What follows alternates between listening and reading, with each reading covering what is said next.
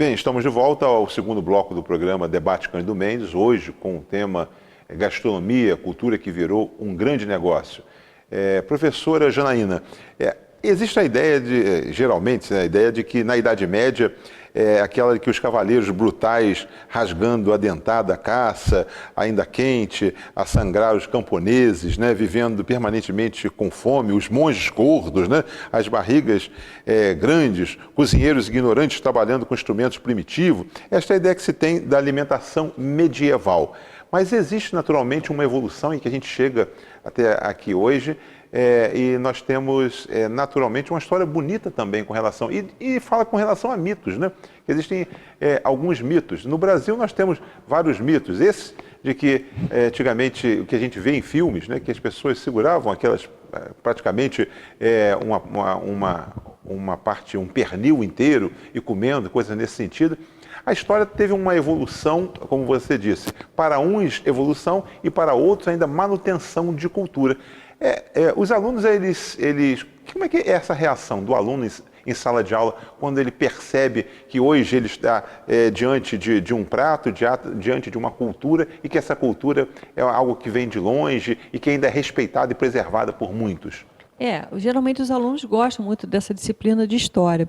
Só para pegar uma explicação que você falou da Idade Média, entre a Antiguidade e a Idade Média tem uma ruptura na alimentação muito forte.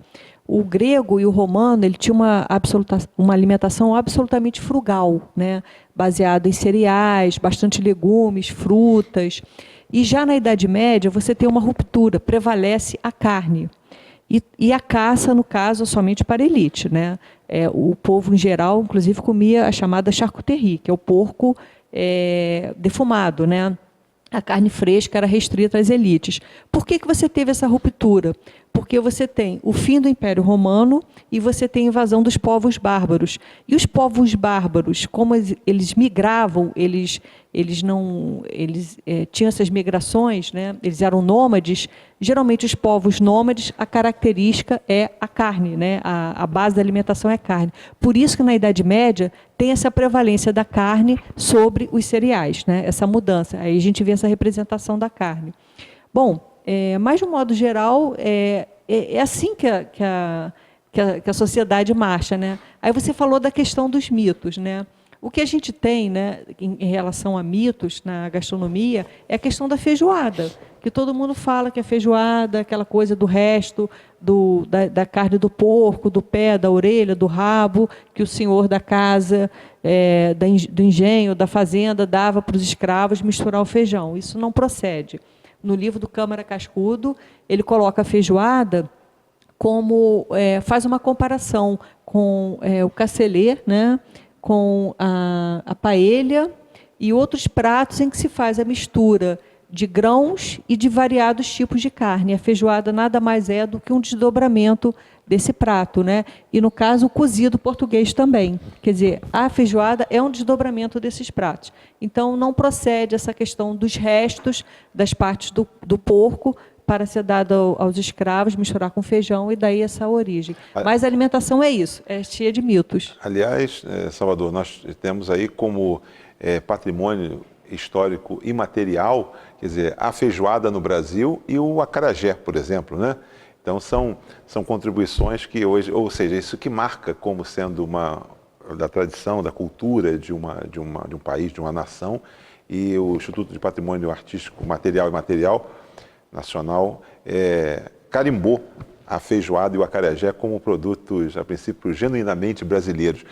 Salvador, nós tivemos, ano passado, o reconhecimento de uma chefe de cozinha gaúcha como a melhor chefe de cozinha, a Riso, né? Do restaurante Mani, em Porto Alegre, como a melhor chefe de cozinha do mundo. O Brasil conseguiu ter uma evolução e uma notoriedade muito grande já nesse século com relação a essa parte gastronômica, né? Com certeza. Mas, voltando lá na tua colocação, para mim o maior patrimônio assim, do Brasil é a mandioca, que é o único produto que ganhou o mundo, né? Lá fora o yuca, né?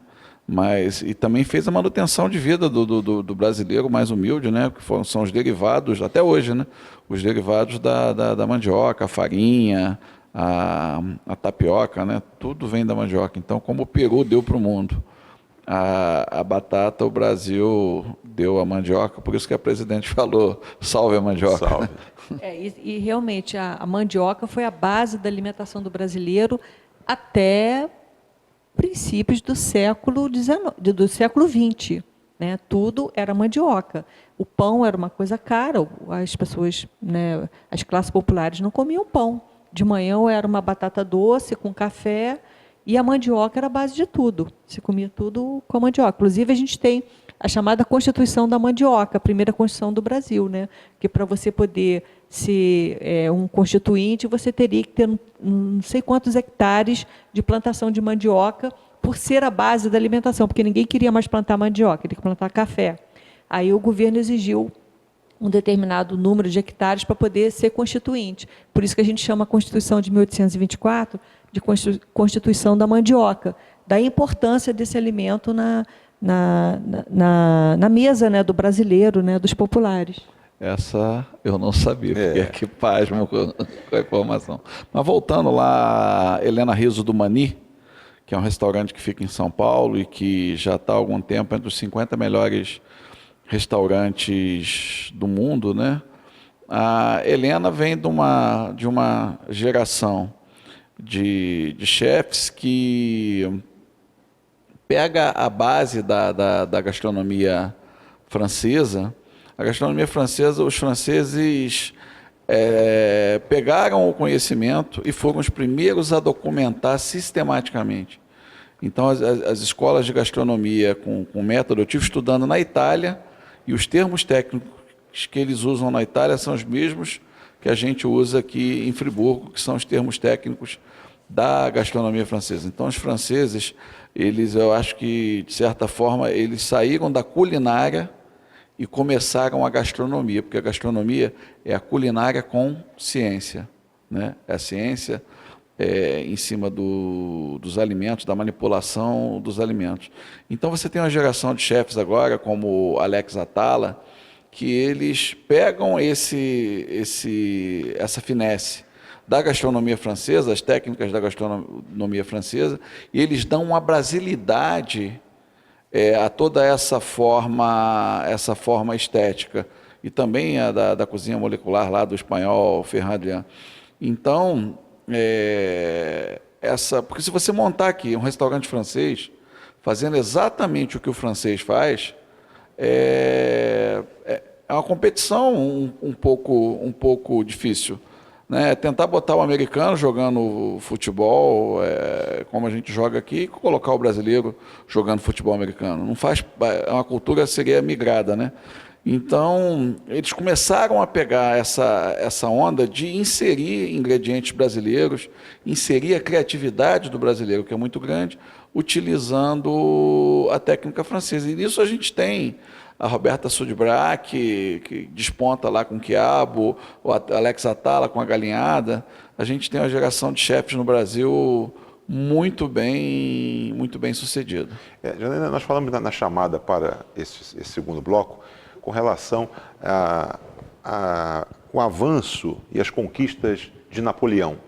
Napoleão, quando fazia os seus avanços no sentido da tomada de novas terras, né, ele levava sempre, junto ao seu exército, ele levava um grupo grande de cozinheiros, né, e levava também uma parte grande de dançarinos, de modo que pudesse, sim, ele entendia que, através da comida, poderia se perpetuar a marca napoleônica e, naturalmente, a marca de França naqueles países. Algo por aí, a história da alimentação, ela é muito forte, ela marca muito, né? Eu diria que quando a gente já chega nessa era napoleônica, o francês ele já assimilou tudo de bom, né, de outros países, principalmente do Oriente.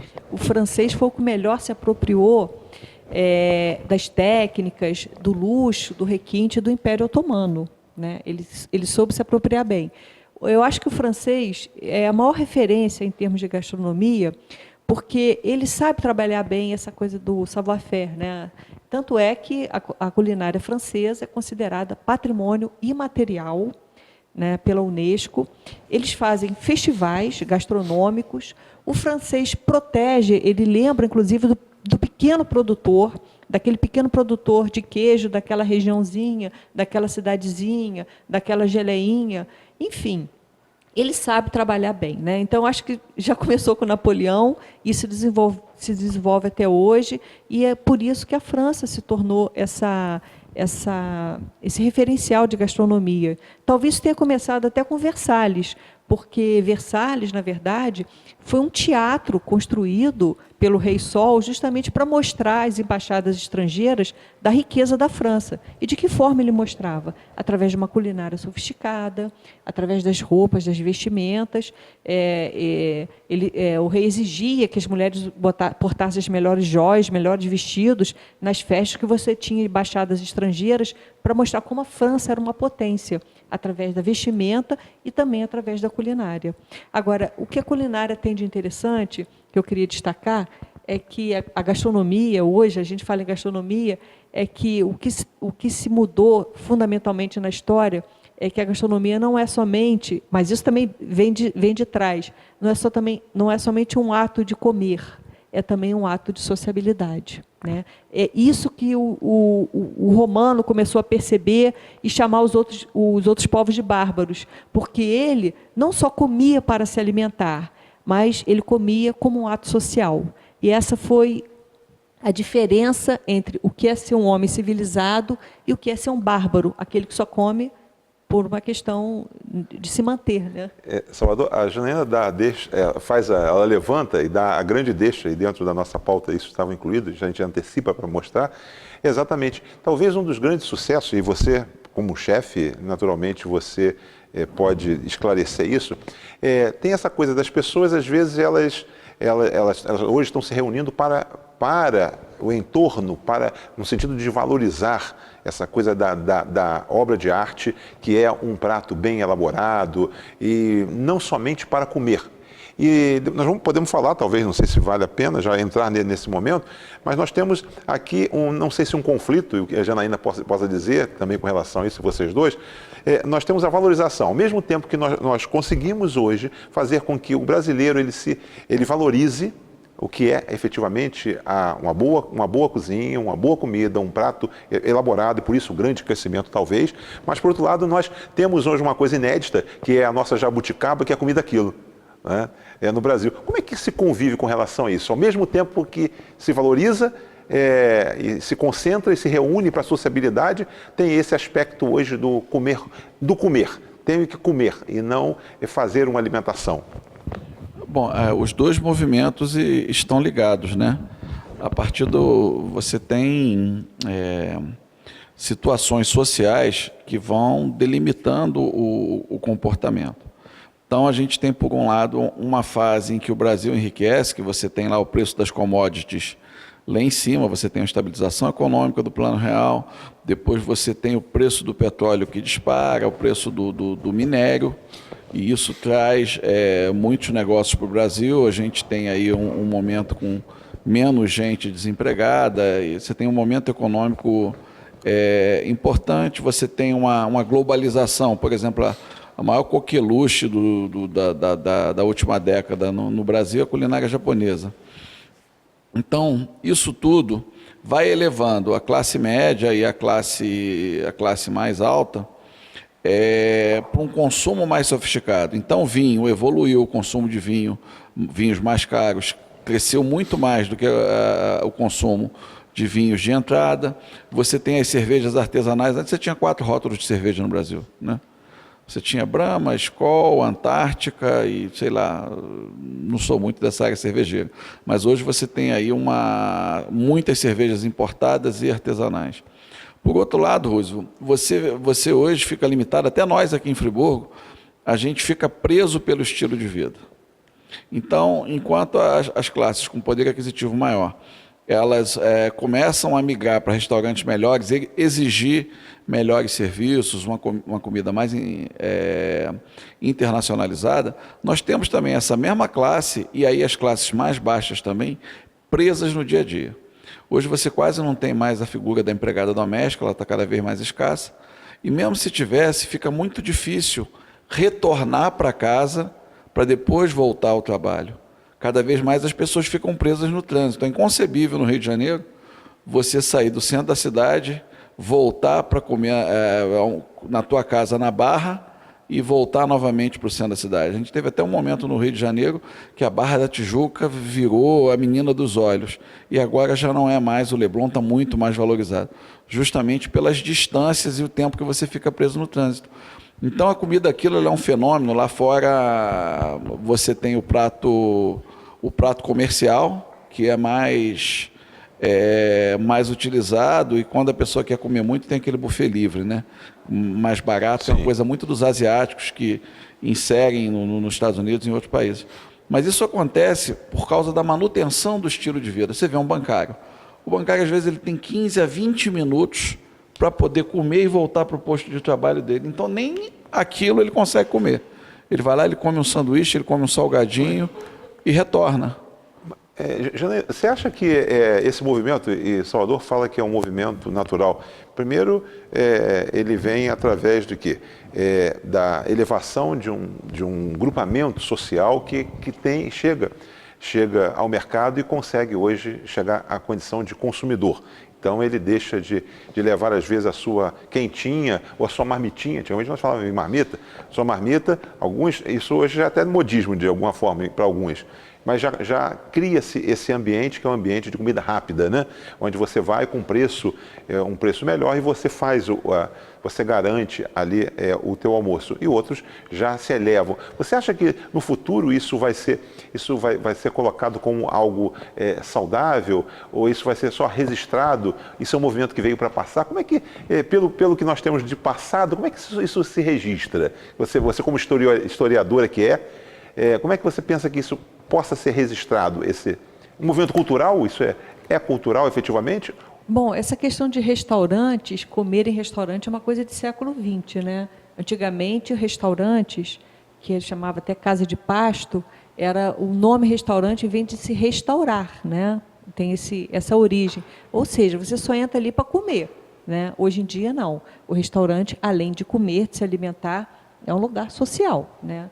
Então, eu, por exemplo, faço entrevistas com pessoas aqui de Friburgo, pessoas de idade e tal. Aí, quando eu pergunto assim, o que você pagava para sua namorada, não sei o quê. Não, a gente já saiu de casa alimentado, não tinha esse negócio de comer na rua, essas coisas. Isso aí eu estou falando de Friburgo em 1920, 1930. Então, essa questão do restaurante é uma coisa assim até bem recente, né? E aí a gente foi evoluindo para essa questão do restaurante aquilo, né? Enfim, que fica uma comida assim, né, mais popular e tal. A sociedade ela vai mudando, né? Eu não sei. Tem a sua dinâmica. Essa questão do deslocamento, de levar sua própria comida, isso pode mudar até o formato, a maneira como se comer. Você vai ter que comer coisas mais secas, né, de mais duração. É igual o caso da carne seca com a farinha, né?